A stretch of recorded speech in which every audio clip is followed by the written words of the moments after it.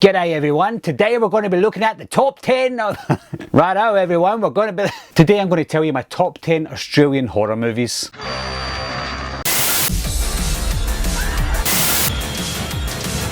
Everybody's a suspect! Coming to get you, Bobber. What has got Nards? So quickly before we get into the list, as always this is just my opinion, don't be offended by my opinion guys, you all have your own opinions. Another thing was, before I'd done the top 10, I wanted to rewatch some old Australian horror movies, old and new, just to determine where my top 10 would lie at the end of it. And I found myself not disappointed, but I felt like there's not enough older Australian horror movies on this list, which was quite disappointing. I watched movies like Razorback and Road Games with Jamie Lee Curtis, and I thought that some of these movies were going to make it onto the list, and some of them might do, but I was still kind of disappointed that there wasn't enough older movies on this list. I think when I watched Australian horror movies, some of them back in the old days, they just don't age very well. They're still good, but they don't age well enough to be on this list. Most modern day Aussie horror movies are surrounding maybe backpackers in the outback, they're getting chased by killers. That's the common trend for the modern Australian horror movies, the ones that I've seen anyway, but that's not a bad thing, that's a really good thing, and that's why some of them are on this list. And at number 10 is Charlie's Farm. Now this is a low budget Australian horror movie that stars Tara Reid. That's enough to put most people off, but please don't guys, that would be a big mistake. The movie is incredibly stupid, but it's got a simple plot, it's very gory. The location for this film was excellent, I think that's one thing that I really liked about it. But the star of the show was a 6'11" Charlie played by Nathan Jones. He was absolutely terrifying. And at number 9 is Rogue. There's been many oversized alligator / crocodile movies, especially ones that are set in Australia, but the one thing that sets those apart from Rogue is that Rogue has got a really solid cast. Not only has it got a solid cast, it's got a good set of characters as well. I actually like the CGI of the crocodile in Rogue, and I think that's because a lot of it was shown in the dark and in the shadow. They used the CGI very carefully. The situation as well that they got themselves into, the little group of people, the little group of survivors, they're on this little muddy island in the middle of nowhere in the swamp, and the water is rising, so the island's getting smaller and smaller. The director isn't half bad too, maybe we'll see some of his other movies on this list. And at number 8 is Lake Mungo, Australia's answer to the Blair Witch Project. Now I knew about this film for years, I just didn't see it, but with the amount of recommendations that I had to see the movie, I thought why not watch it now that I'm doing a top 10 Australian horror movies and see if it makes the list, and it did. You have to have the patience of a saint to watch this film because it's a very slow burn, but what makes it very effective is the haunting footage that they use in this. It's supposed to be this sort of documentary, realistic documentary, and it was very realistic, and when they showed some of the footage of the girl who was supposed to be the ghost haunting the house, it did feel very realistic and very documentary-like, and because of that, it's very scary. I think because I watched it years after it came out, it didn't have the effect that the Blair Witch had at the time, because I watched the Blair Witch Project when that just came out, so not a lot of people knew about it and knew what it was, if it was real or fake. Whereas Lake Mungo, we obviously knew it was fake, but it would have had more of an impact if I watched it at the time it came out. There are some scenes in this film though guys that will stick with me forever. If you've seen the movie, you'll know what scenes I'm talking about. And at number 7 is Killing Ground. It's one of these movies that I watched knowing nothing about. I seen a poster for it, I seen the picture of a tent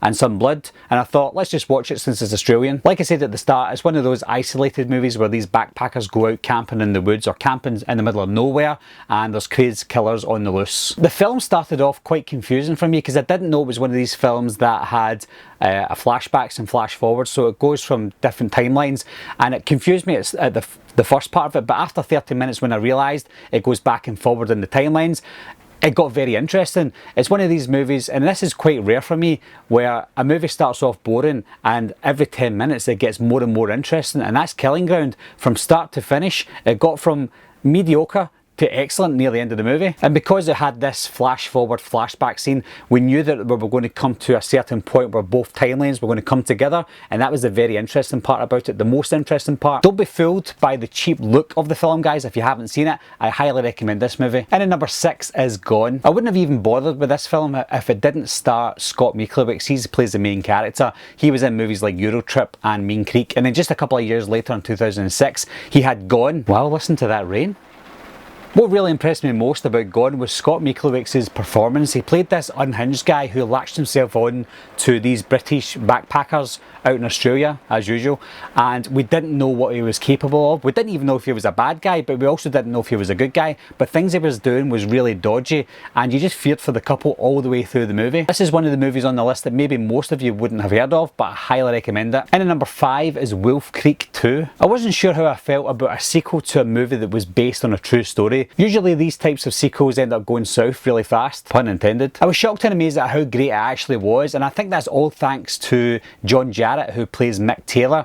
This was more of a character-driven movie, and more on the side of Mick Taylor. Not to say that he's a good guy, but it showed you Mick Taylor most of the time. It was a character-driven movie for him, and sometimes I found myself rooting for him rather than the innocent people, and I don't know if that was a good thing, but because it was so strongly driven towards him, I was latched onto it in a different way that I was with the original movie. He seemed even more demented this time around, and I think by the end of the film it made me want more of Mick Taylor, not for a TV series like we got afterwards. I want to see another sequel movie. And at number 4 is Hounds of Love. I recently done a movie review for this just a few weeks ago, guys, so if you want to see a more in-depth review about it, then please check that one out. This one's quite unique because it's set in the suburbs this time instead of the outback, but what makes it really shocking is the things that happen in the outback you wouldn't expect to happen in the suburbs.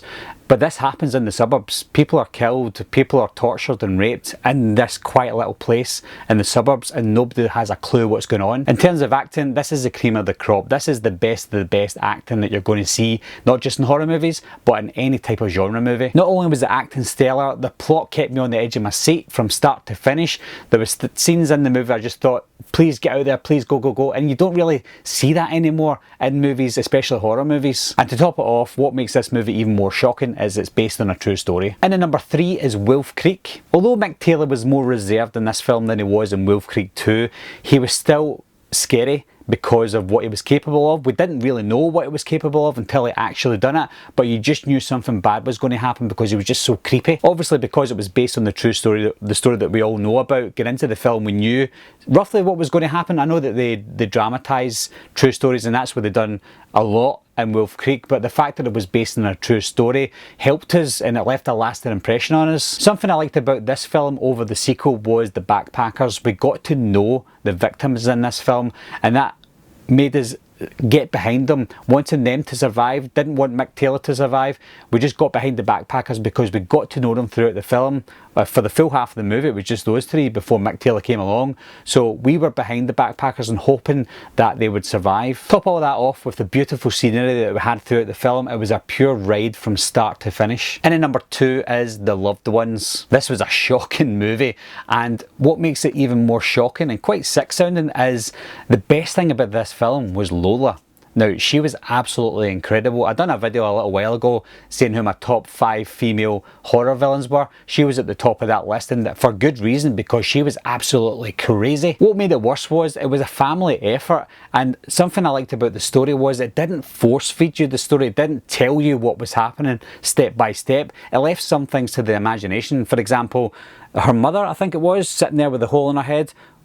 What was that all about? Why did they do that to her? There was a lot of questions that weren't answered, but questions that we didn't need answers to. I'll need to do a dedicated review for this film because there's so much to talk about for The Loved Ones. I absolutely love this movie. And at number 1 is The Babadook. For years, I refused to call this a horror movie. I always called it a psychological drama with horror elements, a horror metaphor.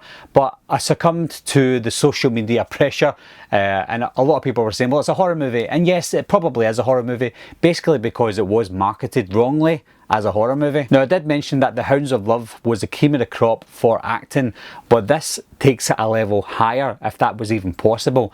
The direction of Jennifer Kent was outstanding, and the acting by the main star, Essie Davis, was unbelievable.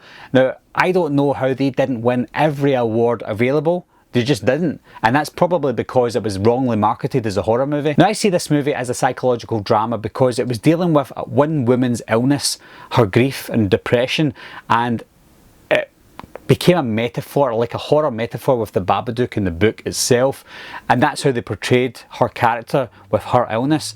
Now, that's how I see the film. Not a lot of people would see it like that. I've got a family member who deals with depression as well, so I can kind of see where Essie Davis's character was coming from, because I've seen that in real life, the way that people act. And that's exactly how Essie Davis acted. It was absolutely stunning. And again, I'm getting goosebumps just thinking about her performance. Here's the issue that I have with the marketing for the film and why some people might not like The Babadook. It seemed to be marketed as the next Insidious or Sinister. So people were going into this movie thinking it was going to be one of these horror monster movies with lots of jump scares and gore and blood. No, that's not the case. And that's not the movie's fault. That's the marketing department's fault. I also watched the trailers and I didn't think it was going to be some sort of monster movie, but I went into it with an open mind thinking, right, okay, if it's good, it's good, if it's bad, it's bad. But when I first watched the film, I was just completely blown away. And as I watched it, I did think to myself, people are not going to understand this film. Not that I am very smart or anything, but I thought people were going to go in thinking, this isn't what I was expecting, therefore I don't like it. And please don't go into expecting something like a monster movie, because it's not that. It's just a stunningly amazing psychological drama with horror elements, and therefore it is a horror movie. But at the end of the day, it's just an incredible, incredible movie. So that's my top 10 Australian horror movies, guys. I know there's going to be a couple on there that you're going to completely disagree with, and that's fine. We all have our opinions, but I want you to let me know your opinion down below. Let me know your top 10 Australian horror movies. Sometimes people haven't seen 10 Australian horror movies, so just at least give me your top 3. As always, guys, thanks a lot for watching again. Thanks for subscribing. I'll see you soon. Bye-bye.